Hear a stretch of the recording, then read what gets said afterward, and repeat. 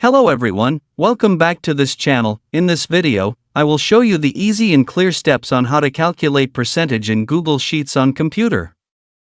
So how to calculate percentage in Google Sheets on computer? Make sure you keep watching this video until the end. Let's get started right away.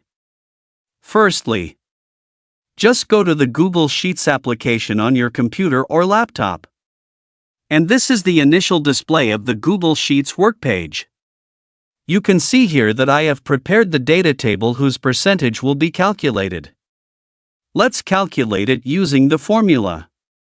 Move the cursor to the first column of the percentage. And tap. Then type equals. Type SUM formula. Type open brackets here. Enter sales data. Type a slash. Next enter employee data. Type close brackets, then type star or multiplication. And finally type 100. And tap enter. Well, you can see here the result is 50%. To calculate in the second column. Directly, no need to write the formula again. Tap on the first column.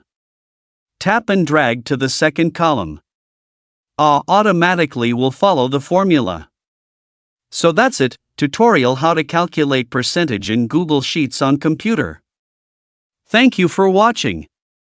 I hope this video is useful. See you in the next video.